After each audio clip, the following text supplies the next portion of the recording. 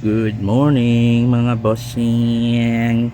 Mag time check muna tayo, 8:26 AM mga bossing.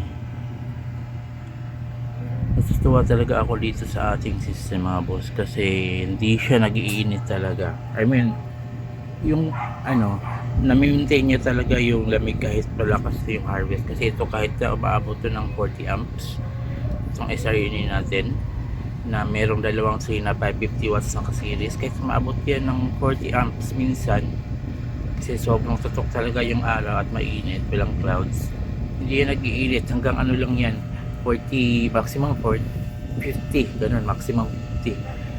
Tsaka itong natin mga LED natin, ito medyo umaabot siya ng 56 pero kung hawakan mo 56 medyo na rin, mainit na rin siya pero hindi siya nakakapasok na talaga yung bearable naman yung init.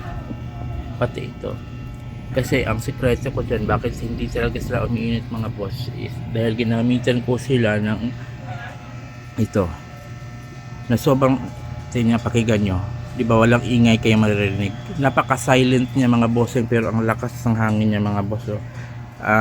Rated niyan is lang nasa 6 watts, 6 watts lang yata. Kung gusto nyo ring magkaroon ng ganito mga boss, gumamit kayo ng ganito. Ito nilagay dati, binago pala natin ito diba sa mga previous videos ko, nakita nyo medyo ito wala tong kahoy na to, yan diretso yan doon pero nilagyan natin ng para mas malapit siya dito kasi pag mas malapit mas malakas talaga yung hangin, although kahit na nandun siya sa taas malakas din naman talaga na ang buga ng hangin niya, kaya lang mas nilapitan ko pa para mas talaga mas mahangin talaga siya, kaya automatic yan malamig talaga yung system. At ito naman sobrang parang wala lang pero kahit maabot yan ng 3 kilowatt yung max na power niya ng ating toroidal inverter, wala talaga, hindi yan umiinit. Never ko pa itong nahawakan na mainit kahit gaano kalakas yung load na ginagamit natin. At saka ito okay lang, sakto lang yan. Ito pala pinagpahinga muna natin to kasi yung coming pa yung panels na in order natin, saka yung PV cable niya at itong sa battery cable niya. So ito dito pala nilipat ko muna yung 4 na buska dito, siniris natin yung 4 na buska 160 watts, tatlong 160 watts, isang 40 watts siniris natin. So ito ngayon yung, pero yung ito 40 watts mako-consider na yun na 160 watts diba kasi sinama natin siya sa 160 watts. So malakas siya mga boss mag-harvest yan ang VOC is 74 tapos 24 volts yung battery natin nasa 25.9 volts na siya sa time natin yan 8:29 AM. Tapos yung pinapasok niya kasi ito hindi pa to, yung mga buska panels natin nakaharap kasi sa west yun. Tutok ang araw doon pag nasa 1 PM na. So anong oras pa lang, 8 pa lang, so hindi pa nakaharap ang araw sa kanila pero naiinitan na rin siya, nasasinagan na rin, kaya maabot na rin siya ng 8.2 amps at nasa 45 degrees Celsius. So malamig lang yan mga boss, pero pag hindi natin yan nilagay ng ganito yung ating aircon nila, aabot na yan ng mga 50 plus or 60 ganon. Pero dahil dito malaking tulong talaga ito mga boss. Ito inoon ko lang ito mga alas 7 ng umaga pag umpisa ng medyo lumalakas ng harvest, alas 7 ng umaga inoon ko na yan hanggang alas 5 ng hapon. Kasi pag walang harvest na, wala nang pumapasok dyan or mahina na below below 5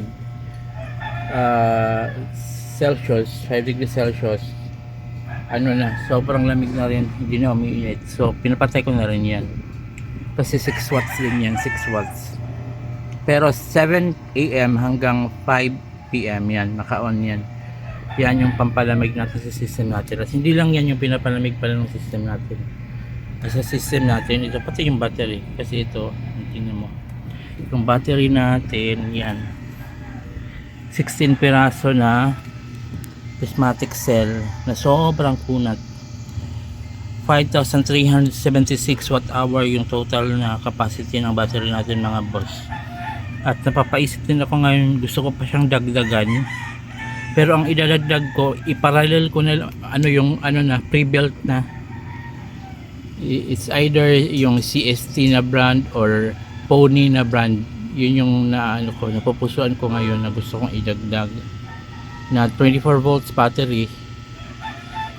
It's either ang idadagdag natin 170 Ah or yung 314 Ah na Pony 24 volts. Maganda yun mga boss, kaya medyo mahal, nagmahal siya mga boss last 2 months ago, yung wala pa yung kaguluhan, nasa lang yun 36. Kung nagsisale ngayon nasa 44, mga ganun na, 44 pataas na yung price niya. Medyo nagmahal yung battery, pero maganda yun mga boss, yung 314 Ah na 24 volts. Mas malaki pa dito kasi ito, yung battery natin ngayon considered as 210 Ah, 24 volts, 210 Ah, 16 peraso, 8S2P, 105 Ah considered ang isa. So mga 210 Ah sa 24 volts. So kung yun idadagdag natin yung Pony na 314 Ah 24 volts, mas malaki siya dito. So kung minsanan ko lang ito napupuno talaga, kasi at the same time naman kasi ginagamit din natin ang load natin at the same time, kasi 24 hours itong solar natin, gumagamit tayo ng load habang nagsa-charge siya. So minsan lang talaga ito napo-full pag walang tao sa araw dito. Pag kahapon full na to sa current natin na so yan, pag madagdagan natin ng battery to, syempre dadagdagan natin ng panel. Ito kaya nito ng tatlong 590 watts naka-series. Yun ang plano kong idadagdag dito, 590 watts tatlo naka-series, para paganahin na tong 60 amps na LG na to, para ma-full na talaga. At saka maganda talaga yung natin. Pero pangarap ko yun mga boss, siguro mga in the next month or months, pinag-iipunan pa natin. So yan mga boss, pinakita ko lang sa inyo, time check ulit, 8:33 AM. Yan yung SRN 40 amps natin, nasa 25 amps na, almost 26 amps. Itong LED natin na 600 watts, nasa 8.7 amps. Saka itong LED natin na 200 watts na merong isang 160 watts na Hantec solar panel, step up to. Kaya napapansin nyo dyan yung input 17.2 volts, tapos ang output is 26.1 na ang nakalagay.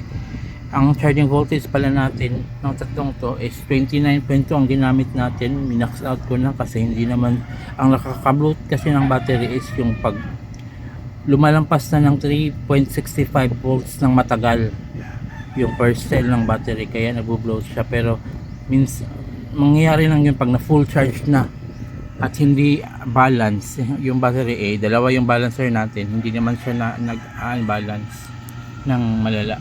So yan, so malakas na rin, 2.35. kasi ito pag max out na talaga, pag nakaharap na, nakatutok na yung araw dito, ito umaabot to ng 5.6. Ito umaabot to ng 17-18 ganon. Yun ang napansin ko based on my experience. So yan mga boss, yung pinakita ko lang sa inyo yung system natin at update natin sa harvest. Yung load natin ngayon nasa 13%, 3 kilowatt toroidal inverter. Lahat pala ng to mga boss, ilagay ko dyan sa baba kung saan ko to ipopost ng video natin na to. I-check nyo na lang, click nyo yung more para makita nyo lahat, hindi lang isa. Lahat ito, yan, lahat yan, brand new seal, bibili nyo. Binili ko niyan brand new seal. Dyan sa baba, ilalagay ko yung mga shop links nila. Kasi itong battery natin na sobrang makunat. Kung gusto nyo mag-build ng ganito. Pero kung gusto niyo rin ng may yung pre-built battery na like mga Pony, na type CST yung bago ngayon. Lagay ko din dyan sa baba yung mga legit na store kung saan kayo pwedeng bumili ng mga ka-sale at mura. So ayan mga bossing, good morning sa lahat, God bless, ingat kayo palagi. Dalawang active balancer natin, oh. Isang smart 1 amps at isang hindi smart na toroidal type na 10 amps. Yan yung nagbabalance sa battery natin. So yan mga bossing, God bless everyone, ingat palagi. Bili na kayo ng ating napaka silent na ceiling fan. God bless.